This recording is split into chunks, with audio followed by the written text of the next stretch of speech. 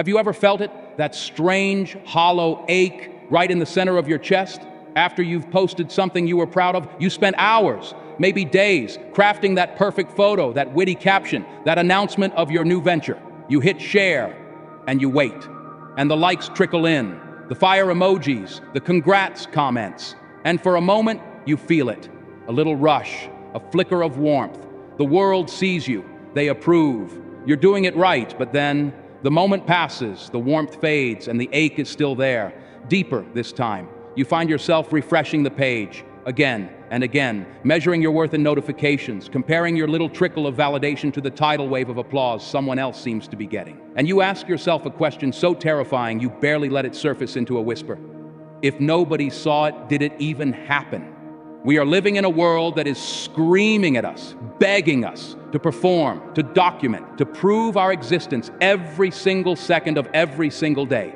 We are told that the path to success is paved with visibility, that you have to hustle in public, that you have to build a personal brand, that you have to show everyone how hard you're working, how much you're growing, how perfect your life is becoming. We are sold a lie, a beautiful, glittering, intoxicating lie, the lie that progress is loud, the lie that achievement needs an audience. And we've bought into it so completely that we've forgotten the most fundamental truth of growth, of creation, of transformation. We've forgotten that the strongest trees grow the deepest roots in silence. We've forgotten that the most profound breakthroughs happen not on a stage, but in the quiet, unseen, unglamorous solitude of your own mind. We are a generation of people curating a museum of our own lives, while the actual mansion of our soul falls into disrepair. We post the picture of the book, but we don't do the reading. We share the quote about mindfulness, but we can't sit with our own thoughts for 2 minutes without reaching for a distraction. We announce the goal. We celebrate the intention, but we abandon the process the moment it gets hard, the moment it gets messy, the moment no one is watching. Why? Why do we do this to ourselves? Because we are human. Because deep down we are wired for connection, for belonging, for acceptance. We are the descendants of tribes where being seen, being valued, meant survival. But that ancient wiring is being hijacked. It's being exploited by algorithms designed to keep us scrolling, comparing, and craving. Our innate need for recognition has been turned into a weapon against our own peace. We're so busy auditioning for a role in someone else's world that we've forgotten how to be the main character in our own. This isn't about judging social media. This isn't about deleting your apps and moving to a cabin in the wood, unless that's truly what your soul is calling for. This is about something far more important. This is about reclaiming your focus. This is about protecting your energy. This is about understanding the profound, life-altering, world-changing power of quiet cultivation. What if I told you that the moments you feel most invisible are the moments you are actually growing the most? What if the periods of your life that feel the most stagnant, the most boring, the most unpostable are the fertile ground where your future masterpiece is taking root? Think about the last time you had a truly original idea, a real aha moment that sent electricity through your veins. Did it happen while you were scrolling through your feed, while you were crafting a clever tweet?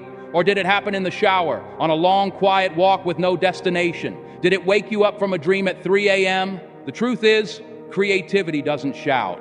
It whispers. Innovation isn't born in the noise of the crowd. It's conceived in the sacred silence of a mind at rest. There's a story about the legendary composer Beethoven. As he grew older, he began to lose his hearing. The world of sound, the very medium of his genius, was fading into silence.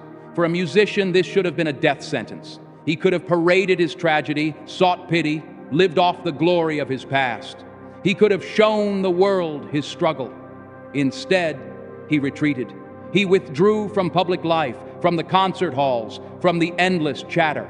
And in that forced, profound silence, he composed his most iconic, most revolutionary, most transcendent work, his Ninth Symphony. He couldn't hear the orchestra. He couldn't hear the applause. He could only hear the music that was thundering inside his own soul. He had to trust the unseen. He had to cultivate his craft in the absolute terrifying quiet, and what emerged was not just music.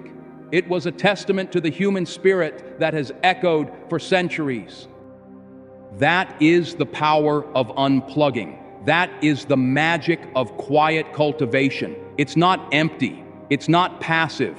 It is a deliberate, courageous act of turning away from the distracting glare of the world stage to tend to the gentle light within. It's in these moments These quiet, unglamorous, unseen moments that you can finally hear yourself think. You can untangle the knots of anxiety. You can separate your own true desires from the desires that have been projected onto you by society, by your family, by the endless scroll. You can find your own signal amidst the noise. But we are terrified of this silence, aren't we? The moment we are alone, the moment there is no external input. What do? We reach for the phone. We turn on the TV. We put in the earbuds. We do anything to avoid being alone with the one person who holds all the answers we're looking for, ourselves. The constant performance, the endless showing.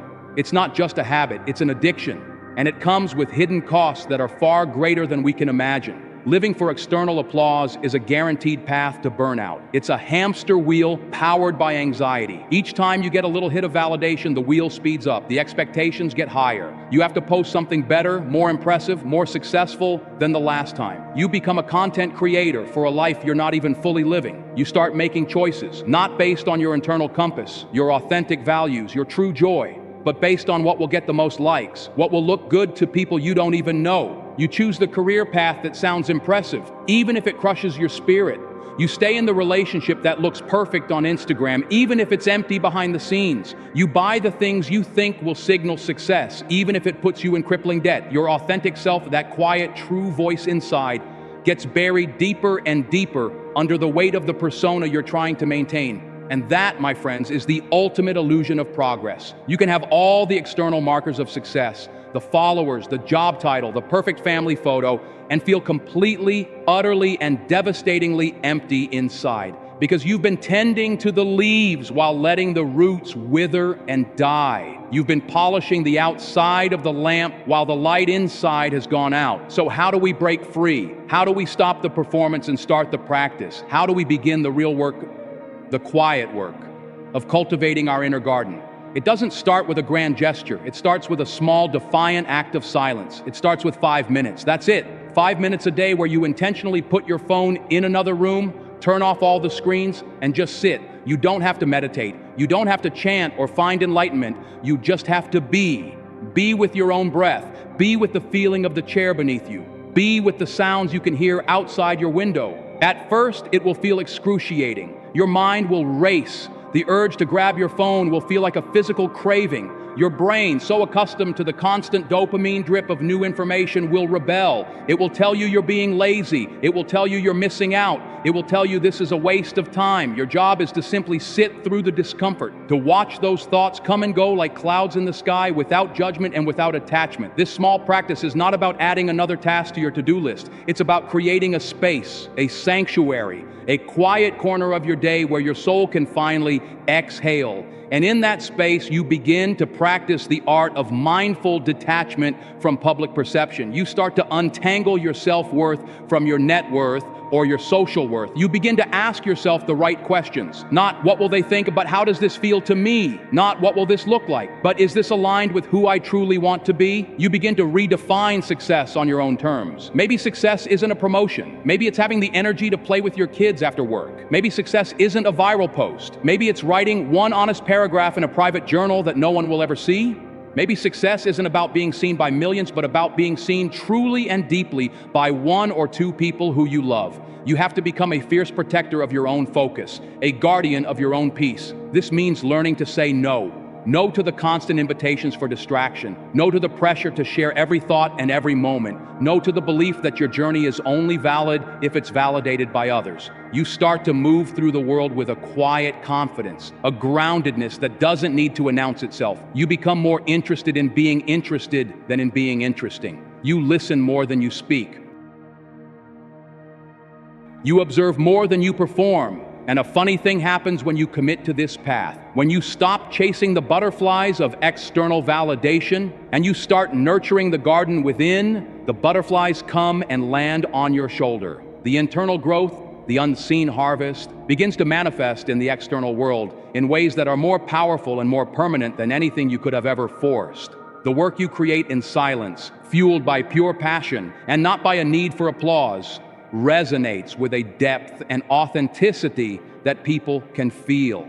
It has a soul. It connects. The confidence you build in private by keeping the promises you make to yourself radiates from you in a way that is far more magnetic than any manufactured bravado. People will trust you more, respect you more, because they can sense that your foundation is solid. You're not a house of cards, you're a mountain. The relationships you cultivate when you're not trying to perform, when you're just present and authentic, become deeper and more meaningful. The solutions to the problems that have been plaguing you will appear, seemingly out of nowhere, because you've finally given your subconscious mind the quiet space it needs to work its magic. This is the great paradox. The more you let go of the need to be seen, the more the right people and the right opportunities will see you. The less you shout about your progress, the more your results will speak for themselves. You will stop chasing success and you will start attracting it, because you will have become the kind of person who is worthy of it. Not because of what you show, but because of who you have become.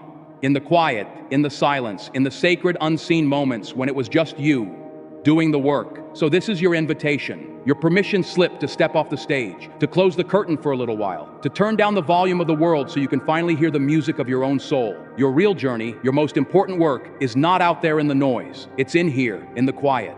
Let's be honest, though, this path is not easy. Choosing silence in a world of noise feels like swimming against a tidal wave. The moment you decide to go quiet, to work in private, a new kind of fear creeps in. The fear of being forgotten, the fear of becoming irrelevant. You'll see others posting their wins, their hustle, their perfectly curated progress. And that old voice will whisper in your ear, you're falling behind. They're all moving forward, and you're standing still. No one will remember you. That voice is the siren song of the superficial. It promises glory, but leads you to the rocks of burnout and regret. You must learn to see it for what it is, an echo of a system that profits from your insecurity. The truth is, you are not standing still. You are gathering strength. You are building what I call invisible momentum. Think of a bamboo tree. For the first 4 to 5 years, you see almost nothing on the surface. You water it, you tend to the soil, and all you see is a tiny, insignificant sprout.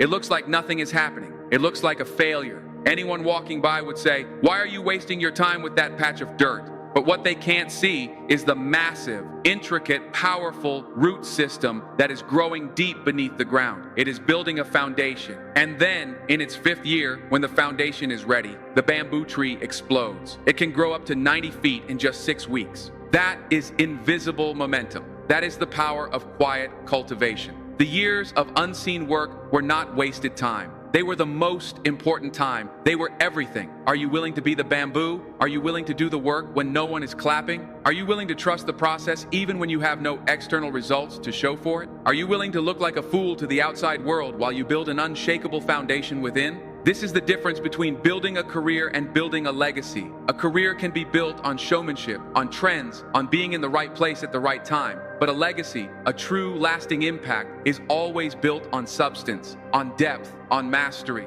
And mastery is a quiet pursuit. It is forged in the 10,000 hours of practice that nobody ever sees. It's the writer who fills hundreds of private journals before they write the novel that changes the world. It's the athlete who spends years in an empty gym perfecting their form long before they ever step into the arena. It's the entrepreneur who quietly studies, tests, and fails in private for years before they launch the business that disrupts an entire industry. They weren't concerned with looking successful. They were obsessed with becoming masterful. There is a world of difference between the two. One is a performance, the other is a transformation. One is about perception, the other is about reality. One is fragile, dependent on the ever-changing opinions of the crowd. The other is anti-fragile. It is solid, grounded, and owned by you.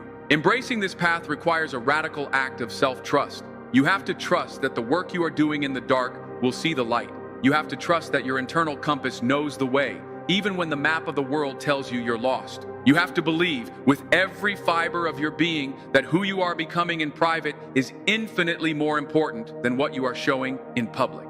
But let's go deeper. Let's talk about the part no one ever films, the part that never makes it to the highlight reel, the messy middle, the sculptor who stands before a giant, formless block of marble. The world only sees the finished statue, the David, the Pietà, a masterpiece of grace and beauty. They see the result, they applaud the genius, but they don't see the beginning. They don't see the hundreds of hours of violent, dusty, deafening work. They don't see the sculptor covered in grit, sweating, bleeding, chipping away everything that is not the statue.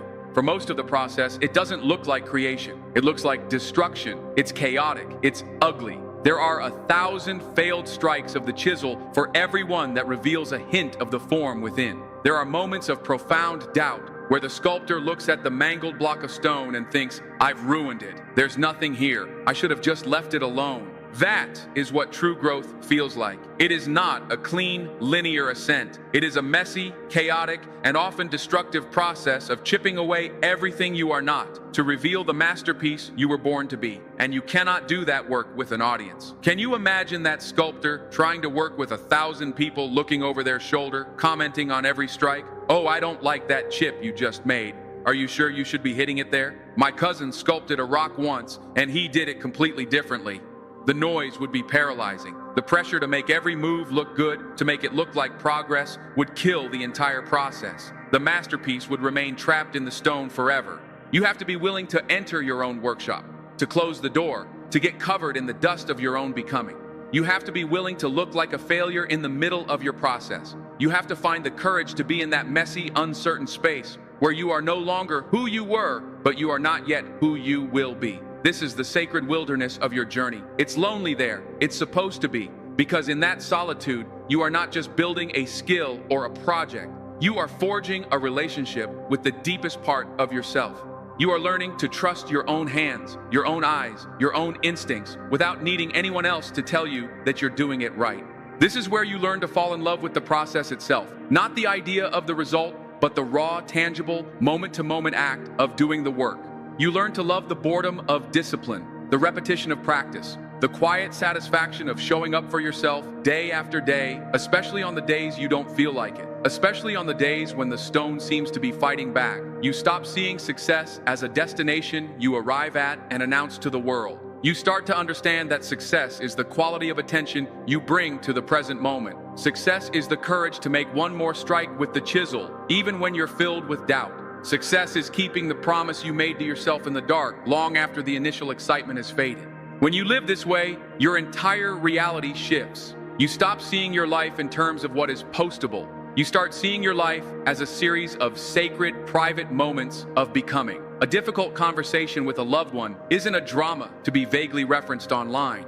It's a private workshop for learning compassion. A failure in your business isn't a public shame to be hidden. It's a quiet classroom for resilience. The hours you spend reading, studying, and thinking aren't wasted time away from the hustle. They are the silent sharpening of your greatest tool, your mind. You begin to build a life that feels as good on the inside as it might look on the outside. You cultivate an inner world so rich, so fulfilling, so vibrant that the validation of the outer world becomes a pleasant bonus, not a desperate necessity. You become your own source of approval. You become your own anchor in the storm. And from that place of grounded, quiet strength, you will create work, build relationships, and live a life with a depth and meaning that no amount of showing off could ever replicate. So let them race ahead. Let them post their sprints. Let them chase the fleeting dopamine of momentary applause. You are not in a sprint. You are running a marathon. And your race is not against them. It is only against the person you were yesterday.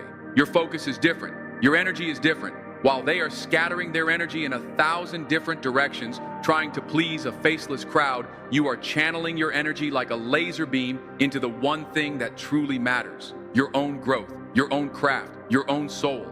The world doesn't need another performance. It doesn't need another carefully constructed illusion. What the world is starving for, what we are all desperately craving, is authenticity, is depth, is truth. And that can only be found in the quiet places. It can only be cultivated when you have the courage to turn away from the noise and listen to the still, small voice within. That is where your genius lives. That is where your purpose is waiting. That is where your true power lies. So let's talk about that voice. That still, small voice within.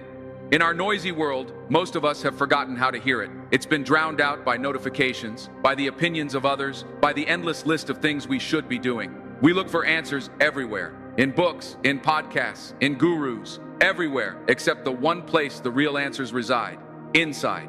This quiet cultivation, this practice of sitting in silence, it's not just about stress relief. It's about recalibrating your receiver. It's about tuning your inner radio away from the static of the world and onto the clear, pure frequency of your own intuition. Your intuition is not some magical, mystical force. It is the collective wisdom of every experience you have ever had, processed by the powerful subconscious part of your brain. It's the gut feeling that tells you a business deal is off, even when it looks perfect on paper. It's the sudden urge to call a friend, only to find out they desperately needed to hear from you.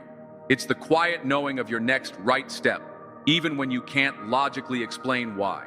But your intuition speaks in whispers. It will never shout over the noise of your phone or the anxiety in your head. It will only speak in the spaces you create for it. When you commit to quiet, you are making an appointment with your own deepest wisdom. You are saying to the universe, and more importantly, to yourself, I am ready to listen. And when you start to listen, really listen, you begin to discover your true purpose. Not the purpose you think you should have, not the one that sounds impressive at a dinner party, but the one that is uniquely, authentically yours. The one that makes your heart beat a little faster. The one that gives you a sense of meaning that no amount of external success could ever touch. This purpose is often found in the intersection of what you love, what you're good at, and what the world needs. But you can't find that intersection by looking at a map drawn by someone else. You have to draw your own. And the ink for that map is made of self-awareness. The kind of self-awareness that can only be cultivated in solitude. It's in the quiet that you notice the patterns in your life. You see the themes that have been repeating since you were a child. You remember what you used to love doing before the world told you it wasn't practical. You reconnect with the essence of who you are. This journey inward is the ultimate act of rebellion in a world that wants you to constantly look outward. It is a declaration of your own sovereignty. You are saying, my inner world is more important than the outer world's perception of me. You are taking back the power you have given away to algorithms and advertisers and the opinions of strangers. You are becoming the author of your own story, not just a character in someone else's feed. This doesn't mean you become a hermit. It means you re-enter the world differently. You engage with intention. You create from a place of fullness, not from a place of need. You share not to get something, but to give something. Your work becomes an offering, not an audition. And people can feel the difference. They are drawn to the person who is grounded in their own truth, who operates from a place of inner peace, who doesn't need anything from them. That is the ultimate charisma. That is true influence. So I ask you again, what is the masterpiece trapped inside of you? What is the music only you can hear? What is the legacy you want to build, not just the career you want to show? The world will keep getting louder. The pressure to perform will keep getting stronger. The temptations to trade your authentic self for a round of applause will be everywhere. Which is why this work, this quiet, unseen, unglamorous work, is not a luxury. It is a necessity. It is the only way to build a life of meaning, purpose, and unshakable peace in the chaos of the modern world. Your journey starts now, not tomorrow, not when you have more time. It starts with your very next breath. Inhale courage. Exhale the need for approval. Inhale self-trust. Exhale the fear of being forgotten. Believe in the power of your own silence. Believe in the work that no one sees, because that is where the magic is. That is where you are. Go find yourself in the quiet. But how? How, in a practical sense, do we begin to build this inner fortress of solitude when the world is constantly trying to tear it down? It begins by creating a secret garden, a place in your mind, in your schedule, in your life that is for you and you alone, a place that has no entry point for public opinion. Your secret garden doesn't have to be a physical place. It's a commitment. It's the decision to dedicate a small piece of your life to something that has absolutely no external goal. It's not a side hustle. It's not for a future resume. Its only purpose is to nourish your soul. Maybe your secret garden is learning to play the guitar, not to perform, but just to feel the vibration of the strings against your chest. Maybe it's writing poetry that you will never publish, just to give your emotions a shape. Maybe it's learning a new language, not for travel, but for the joy of rewiring your brain. Maybe it's a simple daily walk without your phone, where your only goal is to notice things you've never noticed before. The key is this. You must protect its secrecy. The moment you think, oh, this is good, I should post about this, the magic is broken. The moment you consider how to monetize it or turn it into content, the garden begins to wither, because it is no longer for you. It has become another performance. This is your sacred space, away from the tyranny of the algorithm and the judgment of the crowd. This is your sanctuary, your private laboratory for the soul, where you are free to experiment, to fail, to be a beginner, to be messy, without any fear of judgment. It is an act of pure, unconditional self-love. Think of a blacksmith, alone in their forge. The townspeople only see the final product, the strong, sharp, perfectly balanced sword. They don't see the hundreds of hours in the sweltering heat. They don't see the blacksmith taking a raw, useless piece of iron and plunging it into the fire. They don't hear the deafening clang of the hammer, striking the metal again and again and again, folding it, shaping it, strengthening it. They don't see the countless times the metal is plunged back into the water, the violent hiss of steam, the painful process of tempering that gives the blade its resilience. That blacksmith is you, your soul, your character, your skills. That is the raw iron. The challenges of life, the hard work, the discipline, that is the fire. The daily practice, the consistent effort that no one sees, that is the hammer. And the moments of quiet reflection, of stepping back, of integrating what you've learned, that is the water that tempers you and makes you strong. You cannot forge a strong blade in a cold fire. You cannot do it with gentle taps. And you absolutely cannot do it with a crowd of people shouting suggestions. It requires heat, pressure, and intense solitary focus. Every time you retreat to your secret garden, you are stepping into your forge. You are picking up your hammer. You are enduring the fire. You are making yourself not for show, but for real. You are building a character that is so strong, so resilient, so authentic, that when you walk out into the world, people don't just see a polished surface. They feel the tempered steel within you. This is the ultimate long game. In a world obsessed with overnight success and viral moments, you are choosing the timeless path of the craftsman. You are choosing substance over shadow. You are building something that will last. Your peace of mind, your self-respect, your unshakable sense of who you are. These are the things that no one can ever take from you. They are not dependent on likes or followers or the approval of anyone. They are forged in your own private fire. This process of private forging changes your relationship with failure. In the public arena, failure is a spectacle. It's a source of shame, a reason for others to doubt you. But in the forge, failure is just information. It's a necessary part of the process. When the blacksmith strikes the iron and it doesn't bend the right way, they don't throw it away and declare themselves a failure. They simply adjust. They add more heat. They change the angle of the hammer. They learn from the mistake and strike again. Failure in private is not an identity. It's a step. It's a lesson. It's the sculptor realizing they need to chip away stone from the other side. It's the writer crumpling up a piece of paper and starting the sentence again. When you do this work in secret, you strip failure of its power to shame you. You reclaim it as a tool for growth. You build a resilience that is impossible to develop when your every move is being scrutinized. You learn to trust your ability to recover, to adapt, to persevere, because you have done it 1,000 times in the quiet of your own forge with no one there to judge you. You become unafraid to try big things because you know that even if you fail, the real work is in the getting back up. And that's a skill you've been mastering in private all along. This quiet work also cultivates a rare and powerful quality: patience. The performance culture demands instant results. Post the picture, get the likes. Launch the product, get the sales. It trains our brains for immediate gratification. But mastery, legacy, true growth, these things take time. The bamboo doesn't rush its roots. The blacksmith doesn't rush the fire. By committing to a private practice, you are retraining your mind to appreciate the slow, deliberate unfolding of a process. You learn to find joy not just in the destination, but in the long, winding, and sometimes difficult journey. You develop a deep, abiding trust that your consistent, quiet efforts are compounding over time, even when you can't see the results yet. This patience will become your superpower in a world that is addicted to speed. While everyone else is burning out, chasing the next shiny object, you will be steadily, quietly, and powerfully building an empire within yourself. So your final challenge is this. Your call to action is not just to find silence, but to build something within it. Find your secret garden. Choose your craft. It doesn't matter how small or insignificant it seems. Pick up your hammer, light the fire, and begin the real, quiet, beautiful work of forging your own soul. If this idea of finding your power in the silence resonates with you, then you're part of this tribe. You're one of us. Join the conversation by hitting that subscribe button, and let's walk this quiet path together. Let's remind each other that our worth is not measured in likes, but in the light we cultivate within. And I want you to do one more thing. Down in the comments, without being too specific, just write, "I'm lighting the fire." It's a quiet promise to yourself and a signal to the rest of us that you are on this journey. It's a way of standing in solidarity without performing. Thank you for sharing this quiet space with me today. Now go and build.